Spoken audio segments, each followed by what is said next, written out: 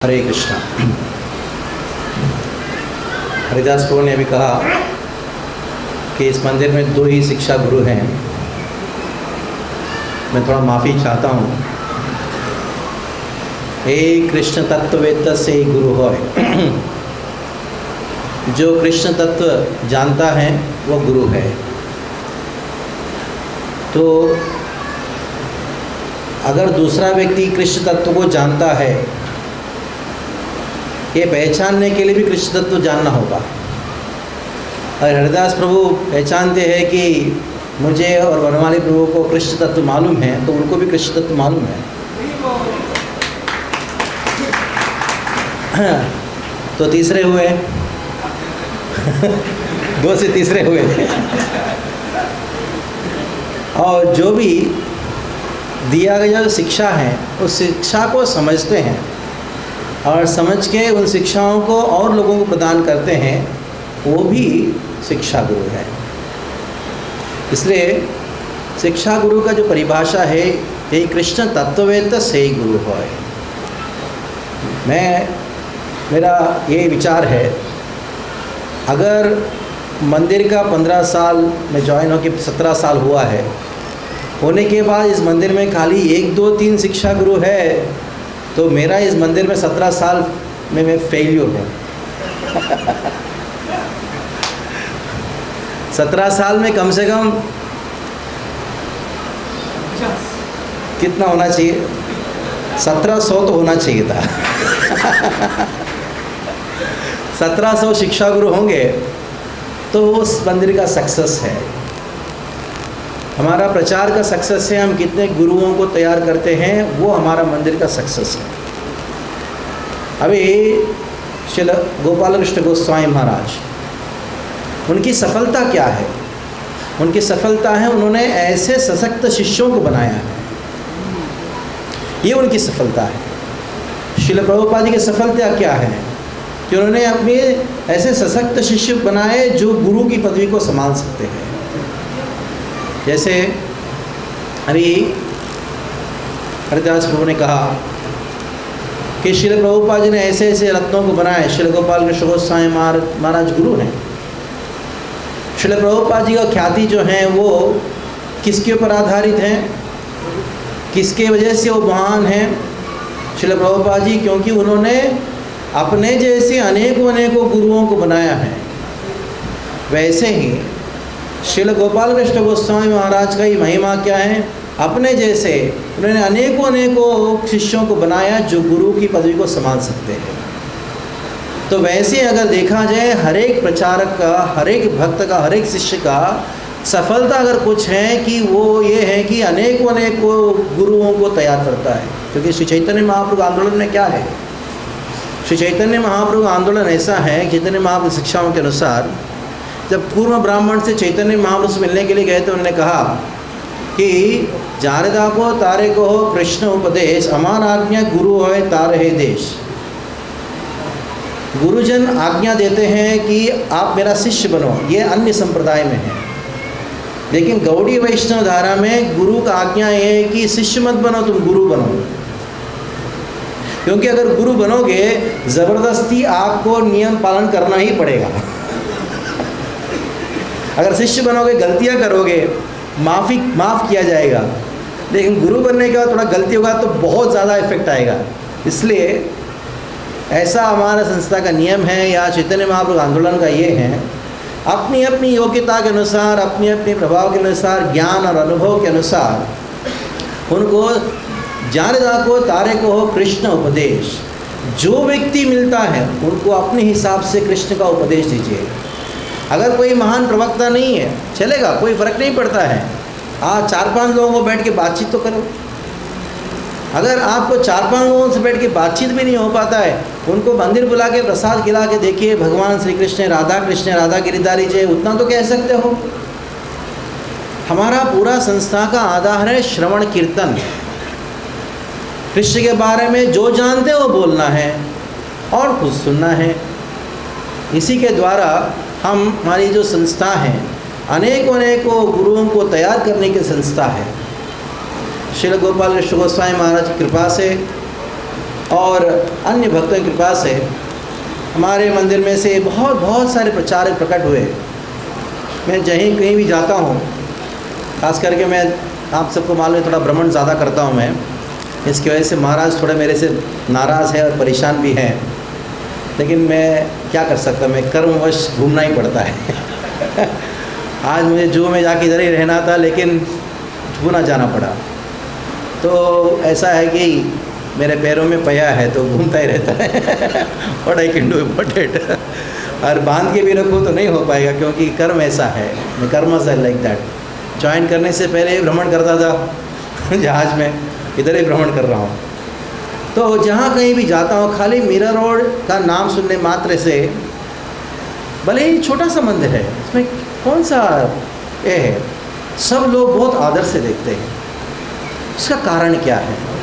उसका कारण है कि अनेकों सशक्त प्रचारक इस मंदिर से प्रकट हुए हैं, अनेकों शिक्षा गुरु प्रकट हुए हैं, और उनके प्रवचन सुनना, उनसे आध्यात्मिक मार्गदर्शन प्राप्त करने के लिए अनेकों लोग लालायित हैं। वो कहते हैं, प्रभु जी इनका आपके मंदिर में इनका सीडी मिल सकता है, इनका प्रवचन मिल सकता है, ऐसा पूछते हैं। ये विशेषता है। मैं ये मानता हूँ केवल श्री गोपाल कृष्ण गोस्वामी महाराज की कृपा से हमारे मंदिर में इस प्रकार की विशेषता है। प्रत्येक मंदिर में अपनी अपनी विशेषता होती हैं। जैसे जू मंदिर में जाएंगे, ऐश्वर्य उसका विशेषता है।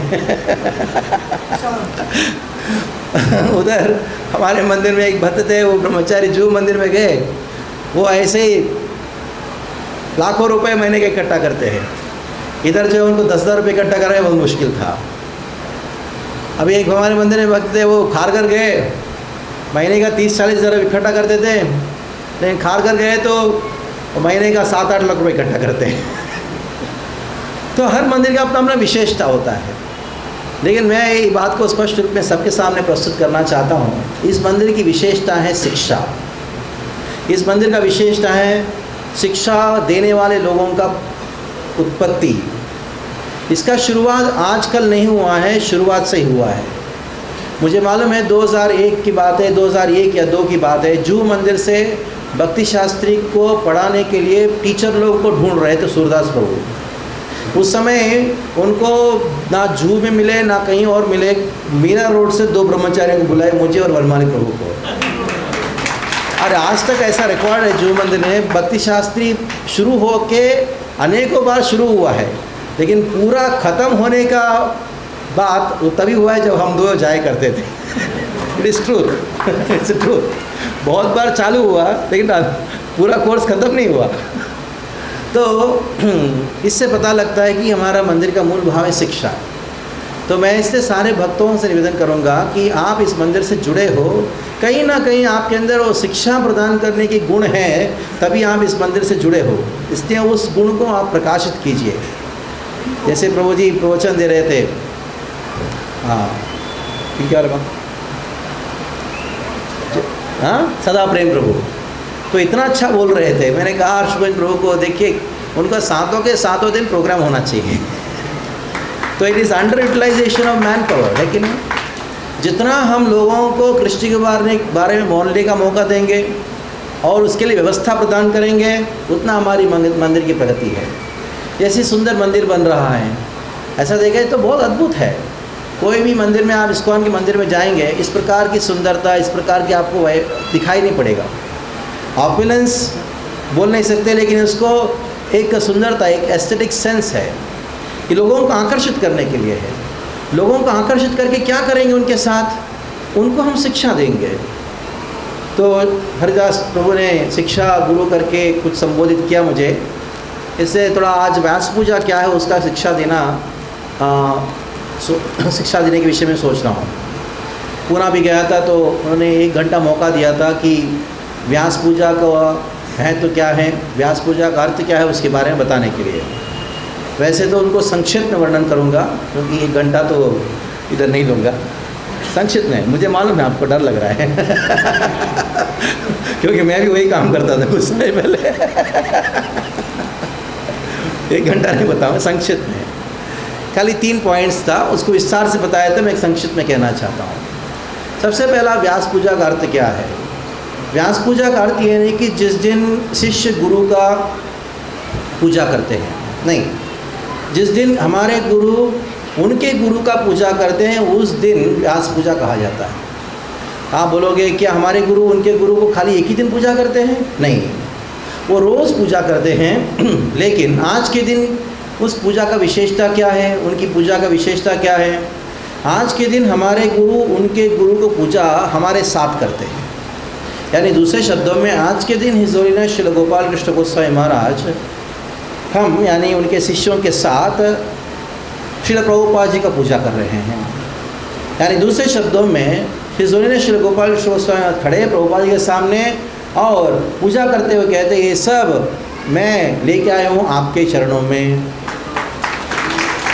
यानी आज के दिन हमारे गुरु श्रील प्रभुपाद जी के साथ श्रील गोपाल कृष्ण गोस्वामी हमको प्रभुपाद जी से परिचय करा रहे या हमको प्रभुपाद जी के चरणों में अर्पण कर रहे। जैसे फूल हम भगवान के चरणों में गुरु के चरण में अर्पण करते हैं, आज श्रील गोपाल कृष्ण गोस्वामी महाराज हमारा जो हृदय फूल है, हृदय में जो भक्ति फूल है, प्रत्येक व्यक्ति का हृदय भक्ति का हृदय भी फूल है, तो उनको अर्पण कर रहे श्रील प्रभुपाद के चरणों में। ये पहली बात है। दूसरी बात यह है कि हम जब गुरु का दर्शन करते हैं उसके पीछे क्या सिद्धांत है, किस दृष्टिकोण से दर्शन करना चाहिए। हमारा जब गुरु का दर्शन करते हैं क्या दृष्टिकोण से दर्शन करना चाहिए, उनको हमारे संप्रदाय के आचार्यों के प्रतिनिधि के रूप में दर्शन करना चाहिए और कृष्ण के प्रिय भक्त के रूप में दर्शन करना चाहिए। उनको संप्रदाय के आचार्यों से या कृष्ण से स्वतंत्र देखना, यानी एक प्रकार का ये जो हीरो वर्शिप है वो कभी ना कभी अपराध के रूप में परिणित होगा। इसलिए विश्वनाथ जी ठाकुर जब भी गुरु अष्टकम में क्या लिखते हैं, किंतु प्रभोर्या प्रिय एव तस्या, प्रभु का प्रिय है। दूसरी बात उन्होंने कहा वो दक्ष है। किस में दक्ष है? कृष्ण की सेवा करने में दक्ष है। उन्होंने ये नहीं लिखा कि वो बहुत अच्छा गाते हैं, बहुत अच्छा मैनेजमेंट करते हैं, बहुत अच्छा ये करते हैं, वो सब गौण गुण हैं, दे आर ऑल सेकेंडरी। जैसे मान लीजिए कोई कहे मैं उनको गुरु मानता हूँ, क्यों? बहुत अच्छा गाते हैं। यानी जिस दिन उनका गला खराब हो जाता है, क्या उस दिन आपका गुरु नहीं है वो? नहीं। जब हम गुरु का दर्शन करते हैं इस हिसाब से दर्शन करना चाहिए। वो कौन है? सांप्रदायिक आचार्यों के प्रतिनिधि हैं और दूसरा कृष्ण के बहुत प्रिय है। तो गुरु का मूलभूत, जैसे लोकाध्यक्ष प्रभु ने कहा, मूलभूत स्वभाव क्या है, मूलभूत गुण क्या है? मूलभूत गुण है कि उनके गुरु के प्रति समर्पण। आपने ध्यान से सुना होगा तो लोकाध्यक्ष प्रभु ने इस बात को कहा था। तो ये दूसरी बात है। और तीसरी बात यह है कि व्यास पूजा का ऑफरिंग कैसे होना चाहिए। व्यास पूजा का ऑफरिंग कैसे होना चाहिए, क्योंकि उन्होंने कहा शिक्षा देने के लिए व्यास पूजा का ऑफरिंग में कैसे होना चाहिए, उसके विषय में कहना चाहता हूँ। उसके विषय में पहले कहा था, मीटिंग हुआ था और 2-3 साल पहले भी कहा था, लेकिन अभी ध्यानपूर्वक और सुनेंगे तो अगली बार आपका व्यास पूजा का मीटिंग और अच्छा होगा या ऑफरिंग अच्छा होगा। सबसे पहला बात है व्यास पूजा का ऑफरिंग में शरणागति, क्योंकि शरणागति के द्वारा हमको योग्यता प्राप्त होती है गुणगान करने की। तो दूसरी बात क्या हुआ? गुणगान हुआ। इसलिए श्री गोपाल कृष्ण गोस्वामी महाराज का सबसे पहले नमन करना, शरण लेना, प्रणाम करना, मन ही मन में तो कम से कम शरणागति की भाव से उनका गुणगान करना। तो उनका गुणगान कैसे होना चाहिए, किस प्रकार वो अपनी गुरु की सेवा कर रहे हैं। बहुत बार व्यास पूजा ऑफरिंग में इस बात सुनाई पड़ता है कि मैं दिल्ली गया था, मैं बहुत भीड़ थी, महाराज ने दूर से मुझे पहचान लिया, मुझे बुलाया, हार पहनाया। मान लो कि महाराज किसी कारणवश कोई कृष्ण की सेवा में चिंता की वजह से आपको पहचाने नहीं, क्या इसके वजह से क्या वो आपकी नज़रों में आपके उनके प्रति आदर कम हो जाएगा? क्या हो जाना चाहिए? नहीं। तो ये जो चीज़ें गौण चीज़ें हैं, हाँ, तो वो मुझे बुलाए, मुझे पास में रखे, ये सब चीज़ें गौण चीज़ें हैं। यानी उस समय हम ये सोच रहे कि मैं महत्वपूर्ण हूँ और मुझे महत्व दे रहे इसलिए उनकी महत्व है। ये गलती कभी मत कीजिएगा। ये सोचना कि गुरु मुझे महत्व दे रहे इसलिए मैं उनको महत्व दे रहा हूँ, उनकी महिमा गा रहा हूँ, ये ठीक बात नहीं है। भले आपका उनके प्रति प्रेम बढ़ सकता है उसकी वजह से, अलग बात है, लेकिन बात यह है कि उनकी वास्तविक महिमा क्या है। उनकी वास्तविक महिमा ये है कि वो संप्रदाय के आचार्यों को सेवा कर रहे हैं, समर्पित हैं और कृष्ण की सेवा में 24 घंटा मग्न हैं। ये उनकी वास्तविक महिमा का गुणगान करना। और तीसरी बात क्या है? जैसे महिमा का गुणगान करने से हमारी अंदर नम्रता व्यक्त होती है, योग्यता को व्यक्त करना, हमारी अयोग्यता को व्यक्त करना जो है चौथी बात है, तीसरी बात है। जैसे नम्रता व्यक्त करेंगे तो निश्चित रूप में हमारा चौथा बात यह है कि मैंने जो साल भर जो भी कार्य किया है भगवान के सामने या गुरु के सामने अर्पण करना, मैंने ये कार्य किया है। और अगर पांचवी बात के रूप में गिनेंगे, आगे आने वाले साल में आप क्या करने वाले हो, प्रचार के रूप में हो, सेवा के रूप में हो, या निजी भक्ति के लिए क्या क्या करने का प्लान है वो आप व्यक्त कर सकते हो। और छठी बात क्या है कि वो सारे कार्य को सिद्ध करने के लिए शक्ति की याचना करना, ये छठी बात है। तो ये व्यास पूजा ऑफरिंग का ये जो 6 बातों को याद करना चाहिए और उसके अनुसार हमारा व्यास पूजा ऑफरिंग भी होना चाहिए। अभी व्यास पूजा ऑफरिंग के विषय में तो संक्षिप्त में मैंने वर्णन किया है। एक बार जो गरुड़जोशपुर ने अभी अपनी व्यास पूजा ऑफरिंग में कहा है, उसके विषय में थोड़ा सा एक बात कहना चाहता हूँ। जो श्रील प्रभुपाद जी के प्रति महाराज की जो सेवा है, उन अनेकों सेवाओं में जो गुप्त सेवा जो सबसे महान है उसको उन्होंने व्यक्त किया, उसके बारे में कहना चाहता हूँ। बुक डिस्ट्रीब्यूशन सभी लोग कर रहे हैं, महाराज तो अग्रगणी अलग बात है। मंदिरें अनेकों लोग कर रहे हैं, महाराज भी अनेकों मंदिरें बना रहे हैं, सबसे ज़्यादा मंदिर महाराज बना रहे हैं, शिष्य बना रहे हैं, बहुत सारे कर रहे हैं। लेकिन ऐसी बात जो प्रभुपाद जी के अन्य शिष्य नहीं कर पा रहे हैं या कर नहीं सकते, केवल हिज होलीनेस श्री गोपाल कृष्ण गोस्वामी महाराज ही कर रहे हैं या कर पा रहे हैं, वो बात को मैं आपके सामने व्यक्त करना चाहता हूँ। जो मुझे मायापुर में करीबन 8-10 साल पहले की बात है, एक बहुत वरिष्ठ सीनियर डिसाइपल हैं प्रभुपाद जी के, जो जीबीसी में सबसे बड़े माने जाते हैं, वो उन्होंने पर्सनली मुझे कहा, साथ में बैठे थे, कोई नहीं था उस समय, उन्होंने कहा कि हुज डिसाइपल और यू, मैंने कहा हिज होलीनेस श्री गोपाल कृष्ण गोस्वामी महाराज। तो तुरंत एकदम चेहरे में इतने प्रसन्नता आके उन्होंने कहा, do you know who is he? मैंने कहा कि प्रभुपाद डिसाइपल। नो, ने कहा नहीं, ही इज प्रभुपाद्स मैन।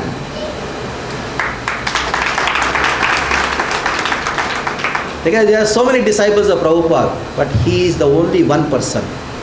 उनके मुख की बातें मैं अपनी से नहीं कह रहा हूँ, he is only one person, जिसके वजह से आज इस्कॉन एकत्रित है।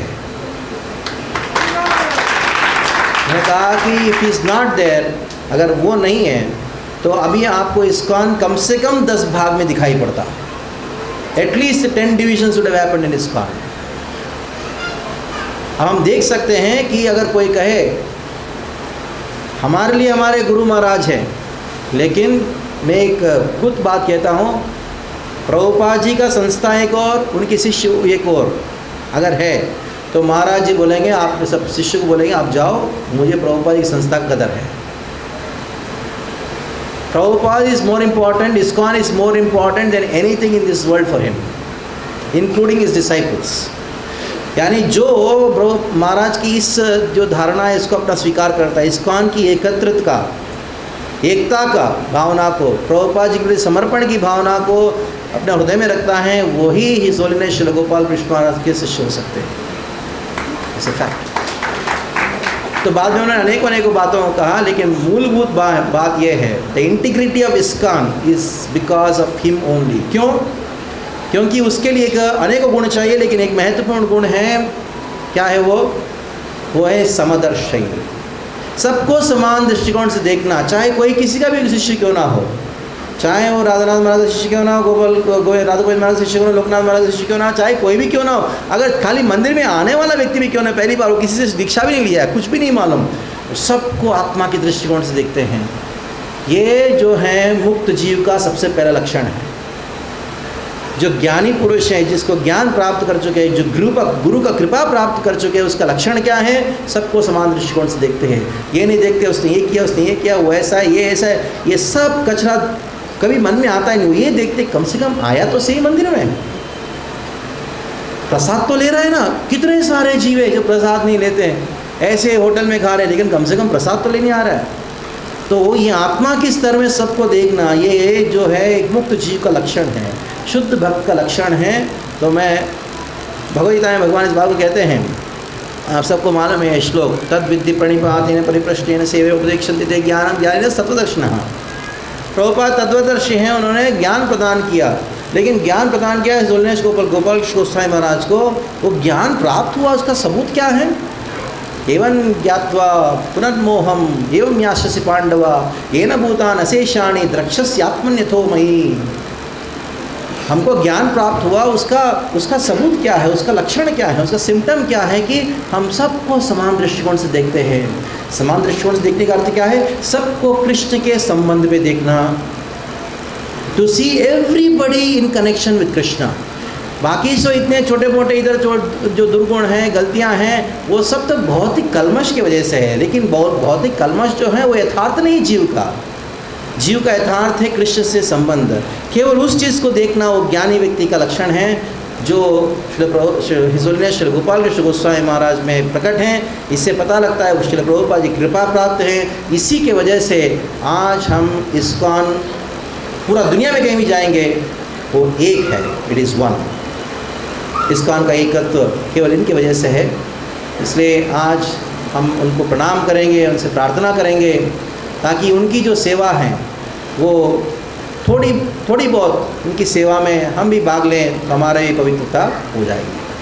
हरे कृष्णा कृष्णा कृष्णा हरे हरे, हरे राम राम राम हरे हरे।